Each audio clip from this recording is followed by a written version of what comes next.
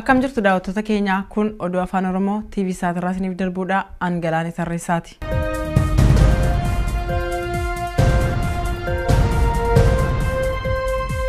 Hidhamtoonni 38 mana hidhaa Qiliinxootti abiddi akka ka'u taasisan jedhamanii himataman. Abbaan alangaa federaalaa hidhamtoota mana hidhaa Qiliinxoo keessatti hidhamanii jiran 38 manni hidhichaa abiddaan akka gubatu taasisan jechuun mana murtiitti himateera. Abbaan alangaa federaalaa hidhamtoonni kunniin ji'a amajjii bara 2008 jalqabee ergama ABO Gimboota 7 fi Alshabaab fudhachuu raawwachuu fi akkasumas hidhamtoota mana hidhaa Qiliinxoo keessa jiran gurmeessuun yakka uumuuf odeeffannoo wal jijjiiran jechuun himatan. Haa ta'u malee hidhamtoonni mana hidhaa Qiliinxoo keessatti hidhamanii osoo jiranii akkamitti dhaabbilee shororkeessitoota jedhamanii wajjin odeeffannoo akka wal jijjiiraa turan wanti jedhame tokkollee hin jiru. Himatamtoonni 38 qabeenya birrii miiliyoona 10tti tilmaamamu akka barbadaa'u taasisan jechuun dhaabbileen sabquunnamtii mootummaa gabaasaniiru. Hagayya 28 bara 2008 balaa ibiddaa mana hidhaa Qiliinxoo irra ga'een yoo xiqqaate hidhamtoonni 23 du'uun isaanii ni yaadatama. Manni hidhaa kun gubachuu akkuma jalqabeen poolisoonni eegumsa irra turan rasaasa dhukaasuu akka jalqaban poolisiin hidhannoo malee guyyaa sana dallaa mana hidhaa keessa ture akka hime gaazexaan Addis Standard jedhamu gabaasee ture. Mootummaan gama isaatiin hidhamtoonni kunneen ibidda jalaa ba'uuf wayita yaalan walirra bahuun du'an jechuun morme. Akka himannaa abbaa alangaatti himatamtoonni 38 jeequmsa kaasuufis miseensota biyya keessaa fi alaa akkasumas hidhamtoota mana hidhaa keessa jiran irraa maallaqa walitti qabaa turan. Himatamtoonni mana hidhaa keessa osoo jiranii kara kamiin maallaqa wal harkaa fuudhaa akka turan wanti beekame hin jiru. Kana malees hidhamtoota gocha jeequmsaa ni hoogganu jedhamanii filatamaniif kaffaltiin raawwatamaafii ture jechuun abbaan alangaa himateera. Himatamtoonni mana hidhaa Qiliinxootti sababa ibiddaa wajjin wal qabatee du'an maaliin akka du'an akka hin beekne maatiin isaanii isaatitti himanii turan. Reeffi isaaniis bifa adda ta'een saamsamee akka kennameef maatiin himanii turan. Jiraattonni naannoo mana hidhaa Qiliinxoo jiraatan gama isaaniitiin osoo manni hidhichaa ibiddaan hin gubatin dura sagalee rasaasaa akka dhaga'an dubbatan. Hidhamtoonni mana hidhaa keessatti du'anis rasaasaan akka ajjeefaman dhaabbilee sabquunnamtiitti himaa akka turan ni yaadatama.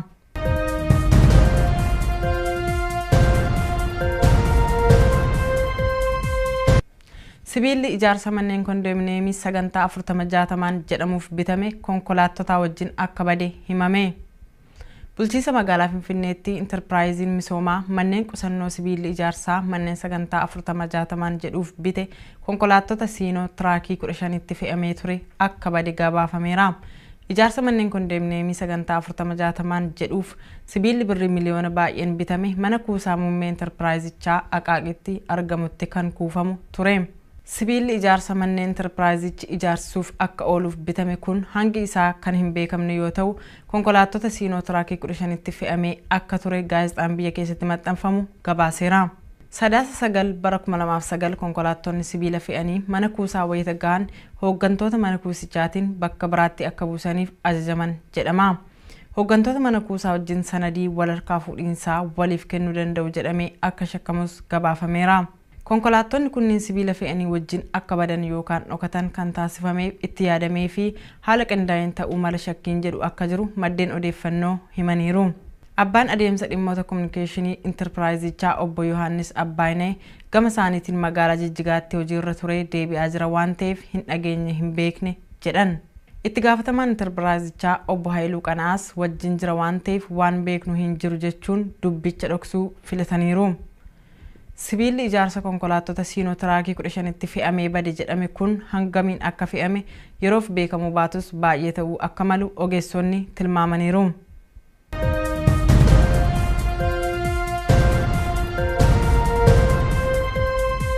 Paayileetiin biyya Ingilizii daangaa Itoophiyaa keessatti bakka buuteen isaa dhabamee ture magaalaa Gaambeellaatti argame. Mooris Kirik jaarsa waggaa 71 yoo ta'an xiyyaara akka bara faranjootaatti 1940moota keessa hojjetameen wal dorgommii xiyyaarota umurii dheeraa qabaniin dorgamuuf biyyaa bahan. Wal dorgommii balali'iinsa xiyyaaraa biyyoota 10 qaxxaamuru kanaan Sudaan irraa gara Gaambeellaatti balali'aa osoo jiranii bakka buuteen isaanii dhabame.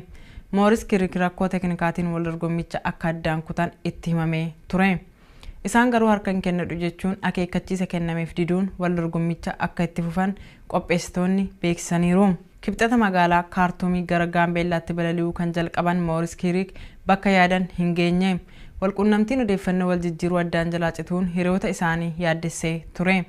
Magaalaa Gaambeellaas yeroo jedhame keessatti ga'uu hin dandeenye. Dhabamuu paayileetii kana ilaalchisuun qopheessitoonni dorgommichaas mootummaa Itoophiyaatti himanii akka turan gaazexaan biyyattii gabaasaniiru. Amma garuu jaarsi waggaa 71 Mooris Kirik daangaa Itoophiyaa buufata xiyyaaraa magaalaa Gaambeellaa keessa nagaan akka jiran gaazexaan The Guardian jedhamu guyyaa har'aa gabaaseera. Mooris Kirik dabalatee hiriyoonni isaa dorgommiif wajjin biyyaa bahan 40 magaalaa Gaambeellaa akka jiran qindeessitoota dorgommichaa wabeeffachuun gaazexaan kun gabaaseera. Akka gabaasa kanaatti namoonni dorgommii balaliinsa xiyyaaraa kanarratti hirmaatan kunneen mootummaa Itoophiyaa wajjin waliigaluu hin dandeenye. Qondaaltonni mootummaa Itoophiyaa namoonni kun buufata xiyyaaraa Gaambeellaa keessaa bahanii hoteela dursanii qabatan keessa akka hin qubanneef dhorkee jira. Mootummaan Itoophiyaa waan barbaachisu hunda buufata xiyyaaraa keessatti dhiyeessuuf akka filate qindeessitoonni dorgommichaa himaniiru. Namoonni kunniin buufata xiyyaaraa keessaa bahanii gara hoteelaa akka hin deemne maaliif akka dhorkee wanti beekan akka hin jirres qindeessitoonni beeksisaniiru. Namoonni 40 yeroo ammaa nagaan akka jiraniif dhimmichas ministeerri dhimma alaa Biriteen imbaasii biyyattii magaalaa Finfinnee jiru wajjin akka hordofaniif beeksisuu isaanii qindeessitoonni dorgommichaa beeksisaniiru. Qondaaltonni mootummaa Ameerikaa fi Biriteen lammiilee biyyoota garaagaraa dorgommicharra turan kanneen mootummaan Itoophiyaa akka gadhiisuuf mariirra akka jiran beekameera.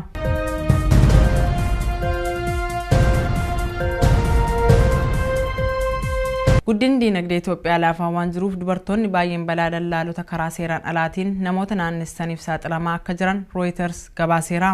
Dhaabbanni namoota seeraan ala naanneeffaman irratti qorannoo geggeessu Work For jedhamu lammiileen Itoophiyaa 400,000 ol ta'an jireenya suukanneessaa keessa akka jiraatan gabaasa bara 2016 ilaalchisee qopheesseen beeksiseera. Dubartoonni Itoophiyaa keessa jiran baay'een beela, dhibee, hiyyummaa fi rakkoolee wal fakkaatan birootiin qabamuun jiruu fi jireenya isaanii hoogganaa akka jiran dhaabbileen kabajamuu mirga dubartootaa irratti hojjetan Rooyitersitti himaniiru. Rakkooleen dubartootaa furmaata waan hin arganneef dallaalota karaa seeraan alaatiin namoota naannessaniif saaxilamaniiru. Kun immoo rakkoo biroo isaan irraan gahaa akka jiru mormituun kabajamuu mirga dubartootaa Aadde Boggaalach Gabree Rooyitersitti himaniiru. Lammiilee biyyattii miliyoona 99 keessaa harki 2/3 guyyaatti galii daaraan 2 gadi akka argatan Reuters gabaaseera. Qondaaltonni mootummaa Itoophiyaa dinagdeen biyyattii 12% guddata jechaa jiru. Baankiin addunyaa immoo dinagdeen Itoophiyaa 6% qofaan guddachuu akka danda'u beeksiseera. Ministeerri dhimma alaa Ameerikaa gabaasa waa'ee dubartoota Itoophiyaa ilaalchisuun baaseen magaalaa Finfinnee keessatti shamarran umriin isaanii hin geenye hojii mana bunaa irratti bobba'anii akka jiran beeksisee ture. Yaa'ii addunyaa waa'ee dubartootaa fi namoota seeraan alaa ilaalchisuun biyya Ameerikaatti dhiyeenya ta'amu irratti rakkoon dubartoota Itoophiyaa mata duree marii akka ta'u beekameera.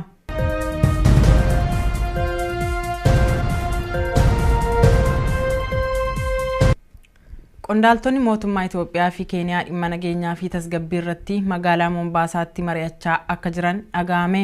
Loltoonni mootummaa Itoophiyaa sababa loltoota ABO qabuuf jedhuun yeroo garagaraatti daangaa Keeniyaa waan qaxxaamuraniif walitti dhufeenya biyyoota lamaanii irratti rakkoo akka fide gaazexoonni biyyattii gabaasaniiru.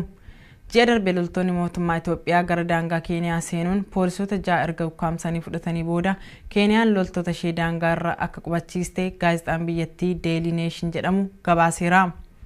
Waliigalteen dhabamuun naannoo daangaa biyyoota lamaanii kun yeroo gara yerootti bal'achaa waan dhufeedha. Rakkoo daangaa kanaaf furmaata barbaaduuf qondaaltonni biyyoota lamaanii 60 ol ta'an waa'ee nageenyaa fi tasgabbii daangaa ilaalchisuun magaalaa Mombaasaatti marii akka jalqaban gaazexaan kun gabaaseera. Ministeerri biyya keessaa biyyoonni lamaan yeroo adda addaa rakkoo walitti bu'iinsa daangaa furuuf waliigaltee mallatteessan bu'a qabeessa akka hin turre dubbatan. Biyyoonni lamaan waliigaltee daangaa akka lakkoofsa warra faranjootaatti bara 1970 mallatteessan irra deebi'anii ilaaluun barbaachisaa akka ture himaniiru. Ministeerichi qabxiilee waliigaltee ilaalchisuun odeeffannoo dabalataa hin kennine. Biyyoonni lamaan daangaa kiiloomeetira 811tti tilmaamamuun uwwisuun waldaangeessa. Hanga ammaatti qabeenya daangaa kiiloomeetira 43 qofaa ilaaluun akka danda'ame himaniiru. Waa'ee daangaa hafee qorachuuf waggaa 40 ol akka fudhatu ministeerichi beeksisuu isaanii gaazexaan kun gabaaseera.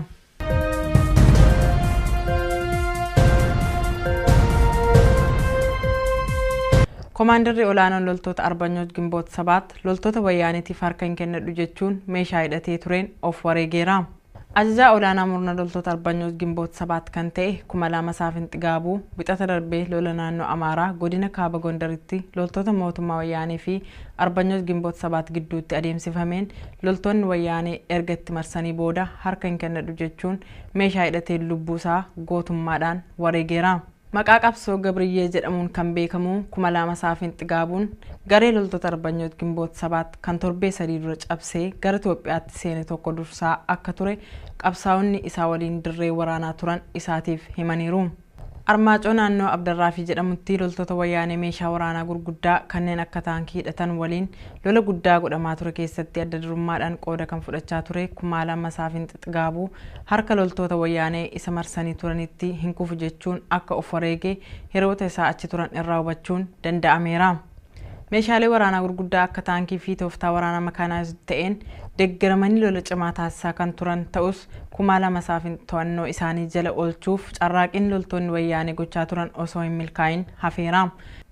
Kuma lama saafin xigaabuu iddoo jireenya isaa biyya Awurooppaa Luugzambarg irraa xiiqiidhaan gara qabsoo hidhannoo loltoota Arbanyoot Gimboot 7tti makamee akka tures gaaffiif deebii yeroo darbe isaatti waliin taasiseen dubbachuun isaa ni yaadatama. Kuma lama saafin harka hin kennadhu jechuun lubbuun isaa meeshaadhuma hidhateen wareegamus gareen loltoota inni hoogganaa ture bakka qabachuun haamilee guutuun abdii osoo hin kutin loltoota mootummaa wayyaanee wajjin waraana jalqaban. Kuma lama saafin harka hin kennadhu jechuun lubbuun isaa meeshaadhuma hidhateen wareegamus gareen loltoota inni hoogganaa ture bakka qabachuun haamilee guutuun abdii osoo hin kutatin loltoota mootummaa wayyaanee wajjin waraana jalqaban itti fufaa akka jiran beekameera.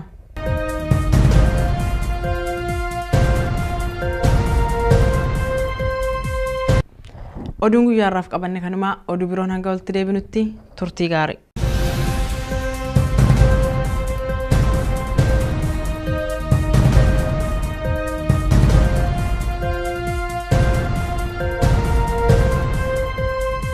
Konkolaattota Siinootiraakii 15tti fe'amee bade jedhame kun hangamiin akka fe'ame yeroof beekamu baatus baay'ee ta'uu akka malu ogeessonni tilmaamaniiru.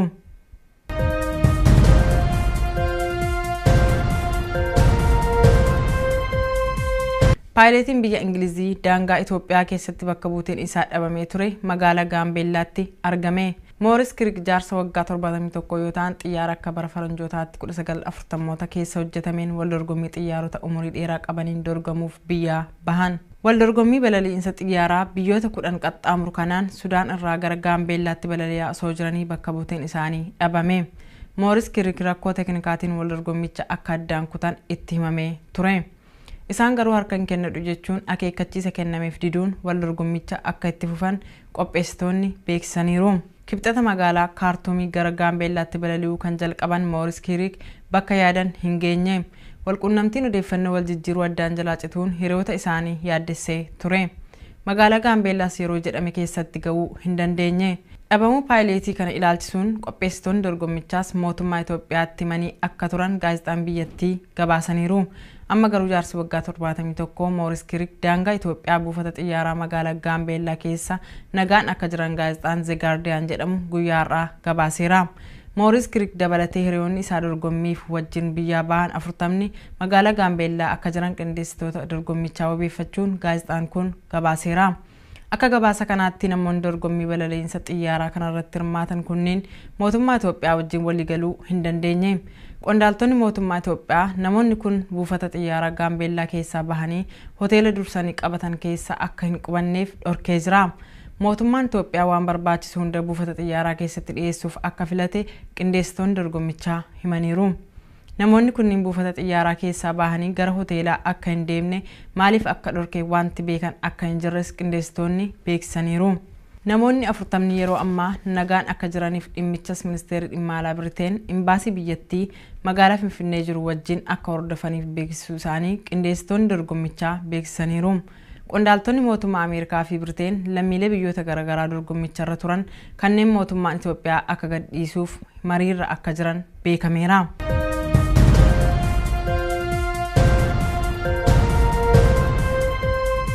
Guddinni diinagdee Itoophiyaa laafaa waan jiruuf dubartoonni baay'een balaa dallaalota karaa seeraan alaatiin namoota naannessaniif saaxilamaa akka jiran Reuters gabaaseera.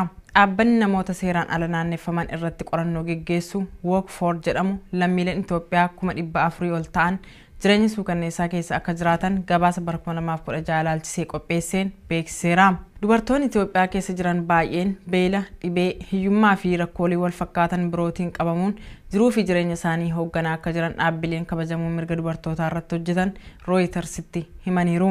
Rakkooleen dubartootaa furmaata waan hin arganneef dallaalota karaa seeraan alaatiin namoota naannessaniif saaxilamaniiru. Kun immoo rakkoo biroo isaan irraan gahaa akka jiru mormituun kabajamuu mirga dubartootaa Aadde Boggaalach Gabree Rooyitersitti himaniiru. Lammiilee biyyattii miliyoona 99 keessaa harki 2/3 guyyaatti galii daaraa lamaa gadi akka argatan Rooyiters gabaaseera.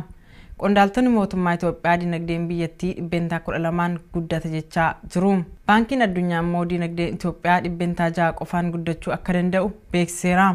Ministeerri dhimma alaa Ameerikaa gabaasa waa'ee dubartoota Itoophiyaa ilaalchisuun baaseen magaalaa Finfinnee keessatti shamarran umriin isaanii hin geenye hojii mana bunaa irratti bobba'anii akka jiran beeksisee ture.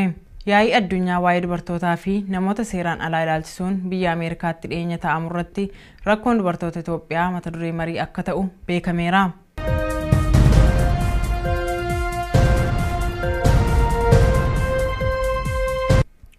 Qondaaltonni mootummaa Itoophiyaa fi Keeniyaa dhimma nageenyaa fi tasgabbii irratti magaalaa Mombaasaatti mari'achaa akka jiran dhaga'ame.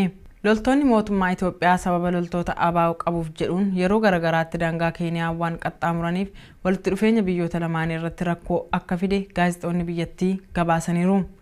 Ji'a darbe loltoonni mootummaa Itoophiyaa gara daangaa Keeniyaa seenuun poolisoota 6 erga ukkaamsanii fudhatanii booda Keeniyaan loltoota ishee daangaa irra akka qubachiiste gaazexaan biyyattii Daily Nation jedhamu gabaaseera. Waliigalteen dhabamuun naannoo daangaa biyyoota lamaanii kun yeroo gara yerootti bal'achaa waan dhufeedha. Rakkoo daangaa kanaaf furmaata barbaaduuf qondaaltonni biyyoota lamaanii 60 ol ta'an waa'ee nageenyaa fi tasgabbii daangaa ilaalchisuun magaalaa Mombaasaatti marii akka jalqaban gaazexaan kun gabaaseera. Ministeerri biyya keessaa biyyoonni lamaan yeroo adda addaa rakkoo walitti bu'iinsa daangaa furuuf waliigaltee mallatteessan bu'a qabeessa akka hin turre dubbatan. Biyyoonni lamaan waliigaltee daangaa akka lakkoofsa warra faranjootaatti bara 1970 mallatteessan irra deebi'anii ilaaluun barbaachisaa akka ture himaniiru. Ministeerichi qabxiilee waliigaltee ilaalchisuun odeeffannoo dabalataa hin kennine. Biyyoonni lamaan daangaa kiiloomeetira 811tti tilmaamamuun uwwisuun waldaangeessa. Hanga ammaatti qabeenya daangaa kiiloomeetira 43 qofaa ilaaluun akka danda'ame himaniiru. Waa'ee daangaa hafee qorachuuf waggaa 40 ol akka fudhatu ministeerichi beeksisuu isaanii gaazexaan kun gabaaseera.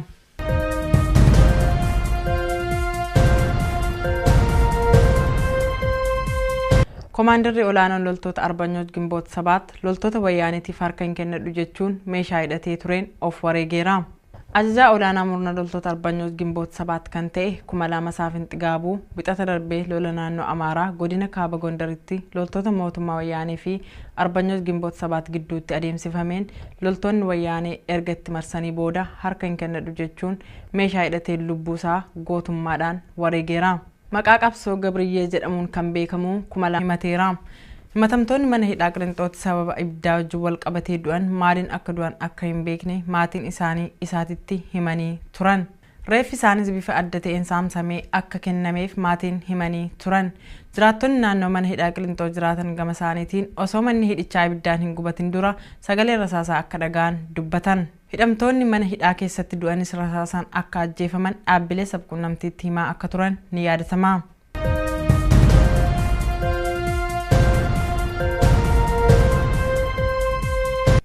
Sibiilli ijaarsa manneen kondominiyeemii sagantaa 40-60 jedhamuuf bitame konkolaattota wajjin akka bade himame. Bulchiinsa magaalaa Finfinneetti Enterpiraayiziin misoomaa manneen qusannoo sibiilli ijaarsaa manneen sagantaa 40-60 jedhuuf bite konkolaattota siinoo tiraakii 15tti fe'amee ture akka bade gabaafameera. Ijaarsa manneen kondominiyeemii sagantaa 40-60 jedhuuf sibiilli birrii miliyoona baay'een bitame mana kuusaa muummee Enterpiraayizichaa Aqaaqitti argamutti kan kuufamu ture. Sibiilli ijaarsa manneen Enterpiraayizichi ijaarsuuf akka ooluuf bitame kun hangi isaa kan hin beekamne yoo ta'u konkolaattota siinoo tiraakii 15tti fe'amee akka ture gaazexaan biyya keessatti maxxanfamu gabaaseera. Sadaasa 9 bara 2009 konkolaattonni sibiila fe'anii mana kuusaa wayita gahan hooggantoota mana kuusichaatiin bakka biraatti akka buusaniif ajajaman jedhama. Hooggantoota mana kuusaa wajjin sanadii wal harkaa fuudhiinsaa waliif kennuu danda'u jedhamee akka shakkamus gabaafameera. Konkolaattonni kunniin sibiila fe'anii wajjin akka badan yookaan dhokatan kan taasifamee itti yaadamee fi haala qindaa'een ta'uu mala shakkiin jedhu akka jiru maddeen odeeffannoo himaniiru. Abbaan adeemsa dhimmoota kominikeeshinii intarpiraayizichaa obbo Yohaannis Abbaayinee gama isaaniitiin magaalaa Jijjigaatti hojiirra ture deebi'aa jira waan ta'eef hin dhageenye hin beekne jedhan. Itti gaafatamaan intarpiraayizichaa obbo Haayiluu Qanaas wajjin jira waan ta'eef waan beeknu hin jiru jechuun dubbicha dhoksuu filataniiru. Sibiilli ijaarsa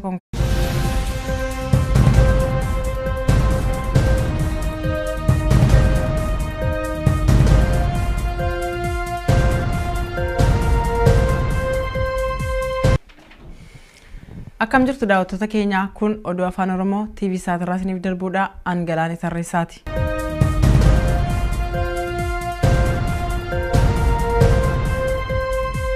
Hidhamtoonni 38 mana hidhaa Qilinxootti abiddi akka ka'u taasisan jedhamanii himataman. Abbaan alangaa federaalaa hidhamtoota mana hidhaa Qilinxoo keessatti hidhamanii jiran 38 manni hidhichaa abiddaan akka gubatu taasisan jechuun mana murtiitti himateera. Abbaan alangaa federaalaa hidhamtoonni kunniin ji'a amajjii bara 2008 jalqabee ergama ABO Gimboota 7 fi Alshabaab fudhachuu raawwachuu fi akkasumas hidhamtoota mana hidhaa Qilinxoo keessa jiran gurmeessuun yakka uumuuf odeeffannoo wal jijjiiran jechuun himatan. Haa ta'u malee hidhamtoonni mana hidhaa Qilinxoo keessatti hidhamanii osoo jiranii akkamitti dhaabbilee shororkeessitoota jedhamanii wajjin odeeffannoo akka wal jijjiiraa turan wanti jedhame tokkollee hin jiru. Himatamtoonni 38 qabeenya birrii miiliyoona 10tti tilmaamamu akka barbadaa'u taasisan jechuun dhaabbileen sabquunnamtii mootummaa gabaasaniiru. Hagayya 28 bara 2008 balaa ibiddaa mana hidhaa Qilinxoo irra ga'een yoo xiqqaate hidhamtoonni 23 du'uun isaanii ni yaadatama. Manni hidhaa kun gubachuu akkuma jalqabeen poolisoonni eegumsa irra turan rasaasa dhukaasuu akka jalqaban poolisiin hidhannoo malee guyyaa sana dallaa mana hidhaa keessa ture akka hime gaazexaan Addis Istaandaard jedhamu gabaasee ture. Mootummaan gama isaatiin hidhamtoonni kunniin ibidda jalaa ba'uuf wayita yaalan walirra bahuun du'an jechuun morme. Akka himannaa abbaa alangaatti himatamtoonni 38 jeequmsa kaasuufis miseensota biyya keessaa fi alaa akkasumas hidhamtoota mana hidhaa keessa jiran irraa maallaqa walitti qabaa turan. Himatamtoonni mana hidhaa keessa osoo jiranii kara kamiin maallaqa wal harkaa fuudhaa akka turan wanti beekame hin jiru. Kana malees hidhamtoota gocha jeequmsaa ni hoogganu jedhamanii filatamaniif kaffaltiin raawwatamaa fi ture jechuun abbaan alangaa